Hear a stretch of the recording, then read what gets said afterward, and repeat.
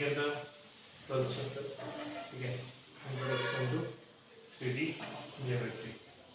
ठीक, introduction to 3D geometry में अभी तक हमने 2D ज्योमेट्री पढ़ी। 2D ज्योमेट्री में हमने क्या क्या पढ़ा?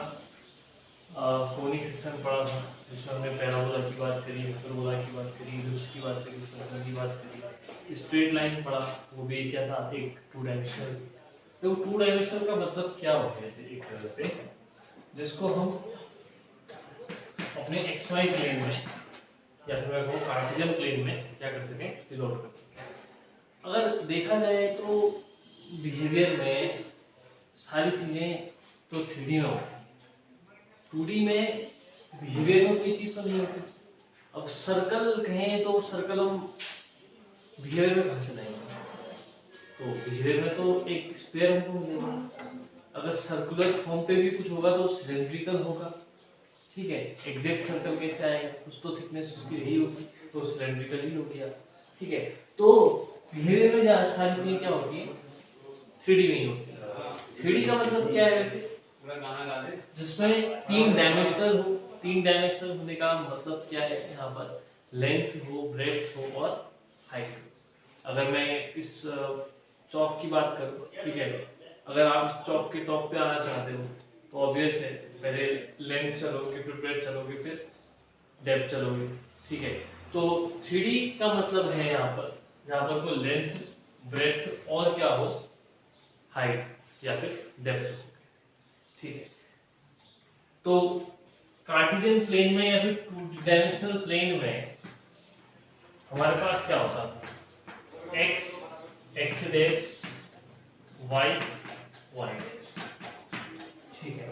हम इसको इंट्रोडक्शन में पूरा कंप्लीट कर देंगे आज, ठीक है, ताकि आपकी 12.1 2 3 सारी बन जाए एक्सरसाइज।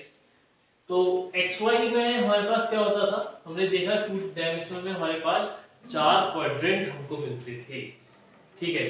4 क्वाड्रेंट हमने पढ़ी है पहली चीज, first quadrant, second quadrant, third quadrant और फोर्थ क्वाड्रेंट। और फर्स्ट क्वाड्रेंट में ये भी जानते थे कि प्लस प्लस होता है और यहाँ माइनस प्लस होता है और यहाँ माइनस माइनस होता है और यहाँ प्लस माइनस होता है। इतना हमने 2 डायमेंशनल में पढ़ा था, ठीक है। और इसकी बात, इसको हम ओरिजिन ले लेते हैं, तो 0,0 इसके कोऑर्डिनेट्स हैं। तो XY प्लेन्स वाले को कह देंगे, x और y के बीच में होगा यहाँ पर, ये x डैश y हो गया। इसको या फिर हम और अच्छे शब्दों में कहें तो XOY प्लेन, ठीक है। और ये x डैश OY, ऐसी ये x डैश OY डैश और ये XOY डैश। इस तरह के हमको 4 प्लेन मिल जाते हैं, 4 क्वाड्रेंट मिल जाते हैं, ठीक है। अब यहाँ पर को क्या होगा? यहाँ पर को हमको 3 डायमेंशनल यानी कि 3 डायमेंशन उसकी मिलेंगी, जिसमें लेंथ, ब्रेड्थ और क्या होगी, हाइट होगी। और उसको हम यहाँ पर को इस तरीके से दिखा देते हैं,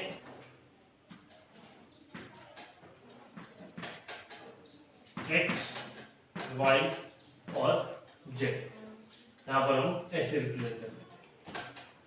वहाँ हम x यहाँ कहते थे, हालांकि बहुत ज्यादा उसका फर्क नहीं पड़ता, लेकिन स्टैंडर्ड अगर बुक की बात करूँ तो ऐसे लेके चलता है आपका एनसीईआरटी, तो हम भी इसको ऐसे लिख सकते हैं, ठीक है। तो जो 3 डायमेंशनल फिगर्स होते हैं या फिर 3D ज्योमेट्री में आपका ये 8 ऑक्टेंट्स में डिवाइड होते हैं। ऑब्वियस है ना कि जैसे अगर ये XY था तो इसका कुछ नेगेटिव पार्ट भी था, y था तो y का नेगेटिव पार्ट भी था, ऐसी x है तो इसका कुछ नेगेटिव पार्ट भी होगा, ऐसी y है तो y का भी कुछ नेगेटिव पार्ट होगा, और z है तो z का भी कुछ नेगेटिव पार्ट होगा। और नेगेटिव पार्ट को हम यहाँ पर को डैश से रिप्रेजेंट कर देते हैं, x डैश, y डैश और z डैश, ठीक है। तो इस तरीके से ये हमारा 8 ऑक्टेंट्स में डिवाइड हो जाता है, ठीक है। यहाँ तक की बात समझ में आ गई। तो बात करते हैं 8 ऑक्टेंट्स की। तो जैसे वहां पर plus plus plus minus minus plus minus minus ले रहे हैं, तो यहाँ पर भी कुछ ऑक्टेंट्स बनते हैं जिनके जो साइन है, अगर हम साइंस की बात करेंगे तो प्लस प्लस प्लस हमको पहला मिलेगा, ठीक है। माइनस प्लस प्लस हमको दूसरा मिलेगा, माइनस माइनस प्लस में हमको मिलेगा, देन माइनस प्लस माइनस हमको मिल जाएगा, ठीक है। उसके बाद प्लस माइनस माइनस मिल जाएगा, एक minus plus plus minus plus एक मिल जाएगा, ठीक है। कितने हो गए आपके, ओके, एक माइनस माइनस माइनस एक मिल जाएगा, और एक आपका क्या रहेगा प्लस माइनस माइनस, यानी कि माइनस प्लस प्लस। अच्छा, माइनस प्लस प्लस हो गया हमारा first second third fourth, plus plus minus plus plus minus, हाँ, एक ही हो जाएगा हमारा प्लस प्लस माइनस, ठीक है। तो ये इस तरह से आपको 8 ऑक्टेंट्स मिलेंगे। अगर हम उसको और अच्छे से लिख दें तो कुछ इस तरह से आप समझ पा रहे होंगे, जैसे एक्स ओ वाई जेड, इस तरह का, ऐसी X dash O Y Z, ठीक है, ये प्लेन मिलेंगे हमको, ठीक है। उसके कोऑर्डिनेट्स कुछ इस तरह से जाएंगे, ठीक है, तो इनको आप नोट कर सकते हैं, ठीक है। अब बात करते हैं कि इसमें क्या क्या हमने यहाँ पर देखना है, क्या क्या पढ़ना है। तो सबसे पहले आते हैं डिस्टेंस फॉर्मूले पे, ठीक है। डिस्टेंस फॉर्मूले पे बहुत ज्यादा फर्क नहीं पड़ता है। 2D में हम क्या करते हैं, square root x2 - x1 whole square plus y2 - y1 whole square.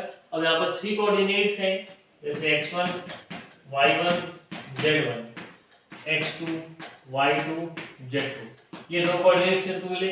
इनके बीच की डिस्टेंस अगर चाहिए तो डिस्टेंस फॉर्मूला यहाँ पर हम लगा लेंगे, x2 - x1 whole square plus y2 - y1 whole square plus z2 - z1 whole square. फॉर्मूले में बहुत ज्यादा अंतर नहीं आएगा, क्योंकि चैप्टर का ही नाम यहाँ पर वो क्या दिख रहा है, इंट्रोडक्शन दिख रहा है ना, क्योंकि यहाँ पर वो बहुत ज्यादा पढ़ना नहीं है। क्लास 12 में फिर आपको थोड़ा सा ज्यादा इसको देखने को मिलता है, क्लास 11 में इसको बस इंट्रोडक्शन देखते हैं 3D ज्योमेट्री का, ठीक है। बाकी फिर हम 12th में ही बात करेंगे। तो डिस्टेंस फॉर्मूला यहाँ पर हो जाएगा। अब बात करें सेक्शन फॉर्मूला की।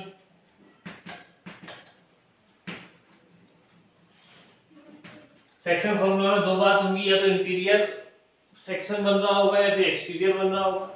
इंटीरियर एक्सटीरियर का आपने बात करी थी जब हमने स्ट्रेट लाइन पढ़ा था, तो वहां पर हमने बताया था इंटीरियर एक्सटीरियर से क्या यहाँ पर तो मतलब है।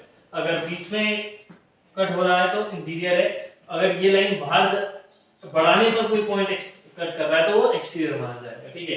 ये बात हम पहले इसको काफी देख चुके हैं। अब अगर दो पॉइंट है, दो कोई पॉइंट है जिसको इंटीरियर या फिर इंटरनली कहेंगे, इंटरनली कोई पॉइंट m रेशियो n में डिवाइड कर रहा है।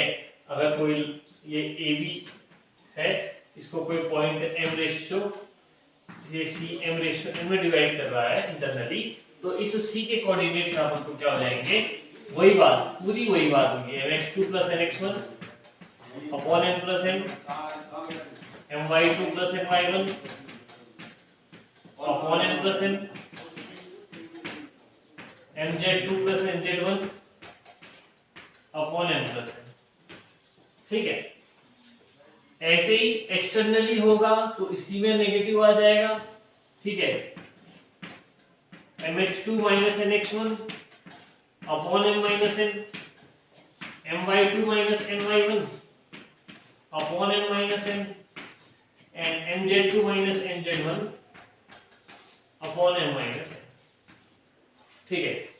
और अगर इंटरनली वाले केस में, अगर इंटरनली वाले केस में हम एक बात कहें कि अगर m रेशियो n 1:1 हो जाए, m रेशियो n 1:1 हो जाए, तो m और n 1 तो क्या बात चल रही होगी, ये बन जाएगा कुछ ऐसा, x2 + x1/2 y2 + y1/2 z2 + z1/2। मतलब इस केस में वो क्या दे देगा आपको, मिड पॉइंट्स दे देगा, ठीक है। जब m रेशियो n क्या हो, 1:1 हो, तो ये क्या होगा, मिड पॉइंट होगा। तो उस केस में वही फॉर्मूले जो हमने पिछली बार जो हमने 2D ज्योमेट्री में पढ़े हैं, वही हम देख रहे हैं 3D ज्योमेट्री में, ठीक है। यहाँ तक की कोई बात नहीं बचेगी, आपकी सारी बातें क्लियर है, ठीक है। तो इसके हेल्प से आप अपने क्वेश्चन स्टार्ट करेंगे। तो एक छोटी सी बात यहाँ पर और इसके बारे में बता दूं आपको, कि जैसे अगर मैं बात करूं, जैसे हम कहते थे ना, कोई पॉइंट x एक्सिस में है, तो हम कहते थे वाई स्क्वायर क्या रहा होगा, 0 रहा होगा, ऐसी बात करते थे।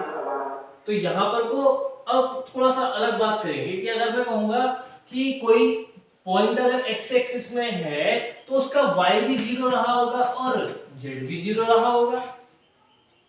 ऐसी कोई पॉइंट y एक्सिस में है तो उसका x और z 0 रहा होगा। अगर कोई पॉइंट xy प्लेन में है तो उसका z 0 रहा होगा, कोई yz प्लेन में तो x 0 रहा होगा। ठीक है, ये वैसी ही बातें हैं, बस थोड़ा सा आपको समझनी पड़ेंगी 2D को 3D के रिस्पेक्ट में। ठीक है, 3D को 2D के रिस्पेक्ट में कि क्या चल रहा है, सेम बातें वही है।